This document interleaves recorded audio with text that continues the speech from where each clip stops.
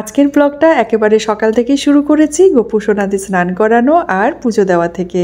সুপ্রভাত বন্ধুরা, আরও একটি নতুন ব্লগে আপনাদের সকলকেই স্বাগত জানাই। আশা করি আপনারা সকলেই খুব ভালো আছেন আর আমিও বেশ ভালো আছি। সকাল সকাল পুজোটা সেরে নিলাম আর এবার রান্নাঘরে চলে এসেছি। সবার আগে এক কাপ চা খেয়ে নেবো।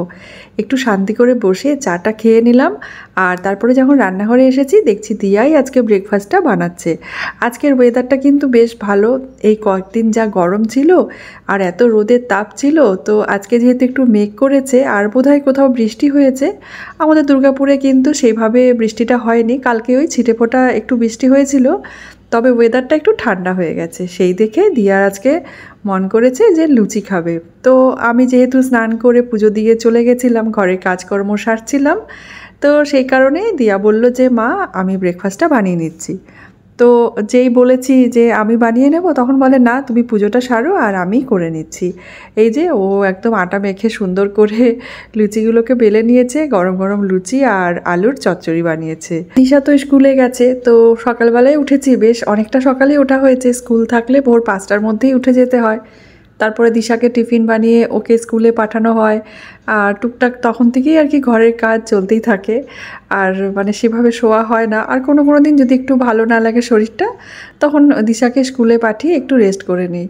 তো যাই হোক, দিয়া কিন্তু একদম ফুলকো ফুলকো লুচি রেডি করে নিয়েছে আর এই যে এবারে ও ব্রেকফাস্টটাকে সার্ভ করে নেবে। গরম গরম লুচি দেখলে আমার এমনি শুধুই খেতে ইচ্ছা করে।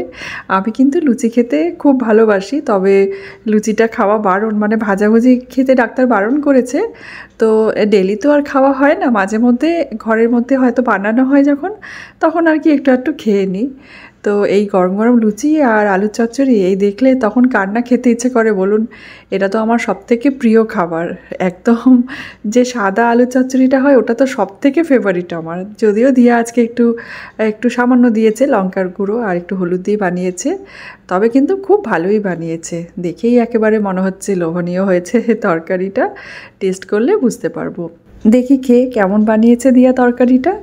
তো খেয়ে তো যা বুঝলাম, দিয়া তো একদম পাকা রাঁধুনি হয়ে গেছে, দেখে দেখেই শিখে গেছে।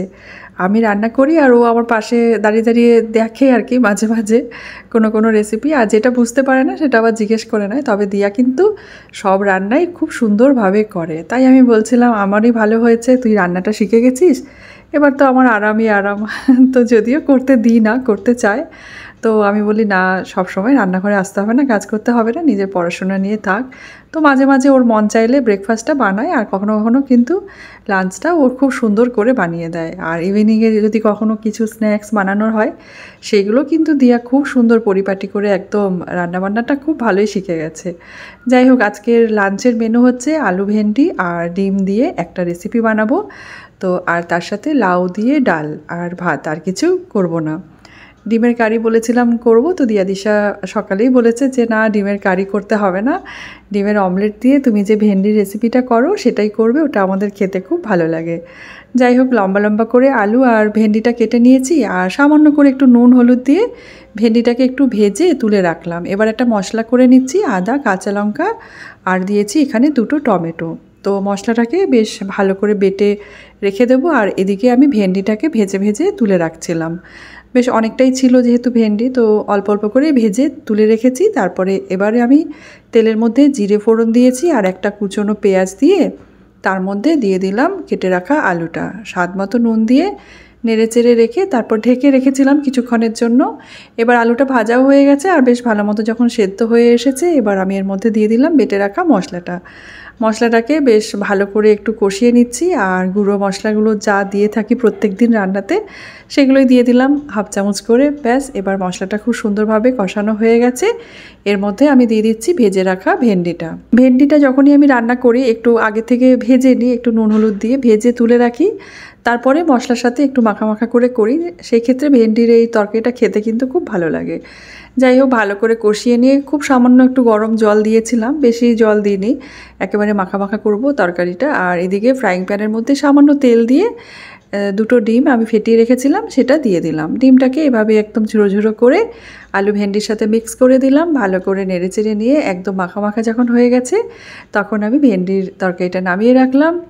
বেসিনে কয়েকটা বাসন ছিল, সেই বাসনগুলো ধুয়ে নিচ্ছি। প্রত্যেক দিনের যা কাজ থাকে, ঘরে তো কোনো কাজের মেয়ে নেই আর রাখিও না। আসলে কাজের মেয়ে রাখলে না পুরো ঘরের মনে হয় যেন কাজের সিস্টেমটাই চেঞ্জ হয়ে যায়। সত্যি কথা বলতে আমাদের তো একটু সকাল সকাল ওঠা হ্যাবিট, সকালে উঠি তারপরে ঘরের সমস্ত কাজকর্ম সেরে নিই। আর যদি কোনো কাজের মেয়ে রাখা হয় তাদের তো মানে আসার কোনো ফিক্সড টাইম থাকেই না, আগে পরে হয়েই যায়। সেই কারণে না কাজগুলো সব পড়ে থাকে সকালবেলা, আমার একদম ভালো লাগে না। অনেকবার রেখেও দেখেছি, মানে মাঝে মাঝে রাখলে কি হয়, এত বেলা করে আসে আর এই সকালবেলা এত কাজ থাকে, আমার এই কাজ ফেলে বাসি কাজ রেখে বসে থাকতেও সত্যি বলছি ভালো লাগে না।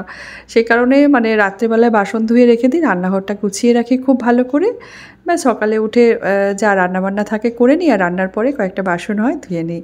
রান্নাঘরটা সবসময় মনে হয় নিজের হাতেই গুছিয়ে রাখাটাই ভালো।